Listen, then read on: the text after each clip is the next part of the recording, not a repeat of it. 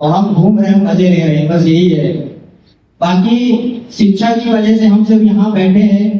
हमारे शिक्षा के पीछे माता पिता का हमारे बहुत योगदान रहता है। मेरे भी माँ बाप का रहा है, आप लोगों को भी माँ बाप का बहुत है। वो आपको सुबह स्कूल भेजते हैं, शाम को इधर भेजते हैं, लेने भी आते हैं, बेचारे खड़े भी रहते हैं, कितना इंतजार करते हैं।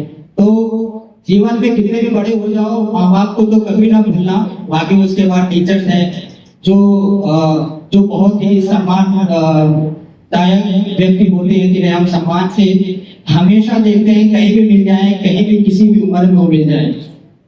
और इसके बाद तो ये दोस्तों कि आप लोग जीवन में कितना भी पढ़ाई कर लें, किसी भी लेवल पर पहुंच जाए, कुछ भी आप बन जाए भविष्य में, लेकिन दूसरा है कि ईमानदारी। ईमानदारी क्या है, आप कुछ भी कर रहे हैं, आप चाहे भले एक टीचर है, आप किसी ऑफिस में एक ऑफिस बॉय हैं, लेकिन जरूरी है कि ईमानदारी से काम करना। जब तक आप ईमानदार नहीं रहेंगे अपने खुद के अंदर, तो आप जो है आगे नहीं बढ़ सकते, और उस संस्था को भी आप आगे नहीं बढ़ा सकते जहाँ पे आप काम कर रहे हैं।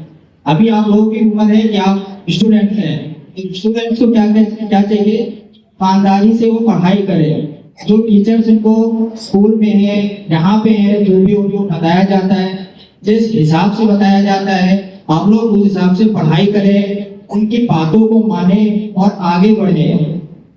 ऐसा नहीं कि टीचर कुछ भी बोल रहा है और मैं कुछ भी नहीं कर रहा हूँ, मतलब सिर्फ एक गधे की तरह बैग लादा स्कूल चले गए, फिर बैग लादा ट्यूशन आ गए, फिर घर चले गए और दिन भर पूरा खेल रहे। ऐसे तो कुछ नहीं हो सकता है। और उसके बाद हमारे देश को आजाद हुए 80 साल हो गए। आज ये हम इंडिपेंडेंस डे मना रहे हैं। 80 साल में भी बहुत कुछ एजुकेशन में नहीं बदला है। मैं चाहे अपने स्टेट यूपी की बात करूँ या गुजरात की बात करूँ, अभी भी गांव में पढ़ाई के लिए बहुत ही ज्यादा संघर्ष कर रहे हैं लोग। उनको सरकारी स्कूल भी नहीं अच्छे से मिल पा रहे हैं।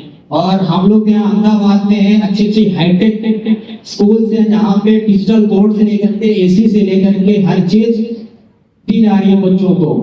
तो आप लोग बहुत सौभाग्यशाली हैं कि जो आप लोगों को ये फ्री ऑफ कॉस्ट एजुकेशन मिल रहा है, इसका आप लोग अच्छे से उपयोग करो, अपने जीवन में लाओ, टीचर्स की बातों को सुनो और उस पर अमल करो। और मैं 6 क्लास में पढ़ाने आया था, तो मैंने थोड़े दिन लकड़ी का यूज किया, तो मुझे माफ करना, 7 साल का पढ़ाने का एक्सपीरियंस है, मैंने कभी लकड़ी का यूज नहीं किया। मैंने स्कूल, होम ट्यूशन, अपना खुद का इंस्टीट्यूट सब कुछ मैनेज कर रखा है, लेकिन कभी मैंने किसी को डांटा तक नहीं। क्यों? क्योंकि मुझे पता है कि बच्चा पढ़ना चाहता है तो वो आपसे पूछ के जबरदस्ती पढ़ लेगा, और जो नहीं पढ़ना चाहेगा आप उसको जबरदस्ती कुछ नहीं कर सकते। तो मैं शुरुआत में लकड़ी का यूज कर रहा था कि नया नया है, लोग क्या कहेंगे, इनके क्लास में क्या चल रहा है, बच्चे अनुशासित नहीं है। तो इसको फॉलो करने के लिए मैंने कुछ लोगों को मारा, कुछ लगा भी, कुछ ने कंप्लेन करी। तो भाई सबको माफी मांगता हूँ, कभी नहीं मारता हूँ, ना मारूंगा आगे, लेकिन बस शांत बैठ के पढ़ाई करो, बस और कुछ नहीं चाहते। हम सभी टीचर्स यही चाहते हैं, लेकिन आप लोगों को क्या खेलना है, यहाँ भी 2 घंटे आना है, लेकिन फिर भी खेलना है। तो शायद ये बहुत ही आप लोग गलत काम कर रहे हो। 2 घंटे की बात है, पढ़ो लिखो, फिर तो 24 घंटे, 22 घंटे, 18 घंटे आपके पास होंगे करेंगे, आप कुछ भी करो। तो इसी वाणी के साथ मैं अपनी वाणी को, इसी बातों के साथ अपनी वाणी को विराम देता हूँ। जय हिंद, जय भारत।